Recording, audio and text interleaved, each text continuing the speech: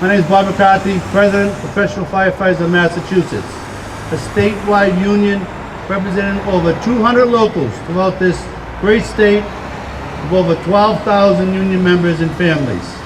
Today is a great day in the history of the Professional Firefighters of Massachusetts, for it's a day when we announce our formal endorsement for the next senator in Congress representing Massachusetts. This is an important decision. It is a decision I believe that will produce dividends, because the firefighters behind me from throughout this great state will put the boots on the ground for our candidate. We don't walk away after we announce at this podium. We're endorsing Mike Capuano because we feel he is the person that should be a United States Senator. We know Mike Capuano as a person. We are loyal. We are loyal to the core, and we deserve loyalty back. And this man has proven he has a record. He has a legislative record. He has an executive record. He has a record that shows that he cares about people. That's what this is about. People. This is not about prosecuting cases. This is about giving people a voice. This man will give everyone a voice in Congress. People who don't have a voice. So we're proud to stand beside Mike Capuano, just as we have done in his last 6 elections, just as we have done when he was mayor of the city of Somerville. That's where our loyalty stems from. It stems from loyalty, friendship, and his record. So this great union, from this day forward, the people of this Commonwealth put their lives in our hands. They put their trust in our hands. We're asking them to trust us with our recommendation for Congressman Mike Capuano, the United States Senator for the Commonwealth of Massachusetts. Mike, we're going to bring you over the line. We love you. God bless you. And let's go get him. 64 days. 64 days.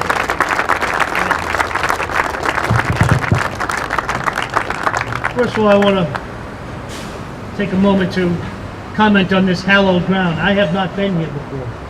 And I will tell you that when I drove up, it's a moving memorial to the dedication of the men and women of the Firefighters Union all across this Commonwealth and all across this country. And I just want to take a minute to make sure that we recognize why we're here in this specific spot. This specific spot is truly symbolic of everything that these men and women do and how much we love them and how much we respect them. So I want to say thank you for that. I also want to say thank you for the endorsement. Obviously, it means a lot, but this particular endorsement means much more to me than the average one, in that these men and women put their lives on the line every single day for each and every one of us. They know what common people deal with every day in Massachusetts, the problems we face. They're in our houses every day. They're either there taking one of us to the hospital or helping us get better or putting out a fire or 1,000 other things, auto accidents everywhere. They know our life. And it's particularly humbling to me because for 9 years I sat across the table from the fire department. My job as the mayor of Somerville was to negotiate and to do the best I could by the people of Somerville without raising their taxes any more than are necessary. And of course, like any working person, the union's job is to try to improve the lives of their people. And in the normal course of events, after 9 years of the mayor negotiating with any union, a lot of people walk away with less than good feelings. And for me, it's not honestly, I was never able to do enough for not just the firefighters, but all the working people that I negotiated with. I think they deserve a lot more than what they get. At the same time, there are limits as to what you can do, and they understand that, and I understand that. And the fact that you can walk away after 9 years and still have friends, the fact that I can work so closely with them in the Congress and stand up for them every time I can, because nobody in America wants a fire department that's underfunded. You don't want a fire department with bad equipment. You don't want a fire department with men and women who have to do other jobs or leave this job because they can't afford to feed their family. You want a fire department that is well equipped, well trained, well educated, and dedicated men and women serving on that job. Because when they come, you don't want them hesitating running into that house. You want them dedicated to that job. And I will tell you that for me, of course I appreciate the political support. But more importantly for me, I really appreciate the friendship.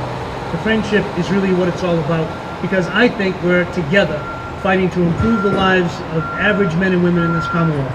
I also want to say that this is another important thing. That today, I'm very proud that this endorsement puts us in a position to claim very strongly that we now have the support of more unionized working men and women across this Commonwealth than all the other candidates combined. Now that's important for lots of different reasons. I actually think the public office is about representing working men and women. That's what it's all about. It's not about beating up businesses or beating up anybody. That's not what it's about, because we need strong businesses to succeed. But it's about standing up for people struggling to make ends meet and do their jobs every day.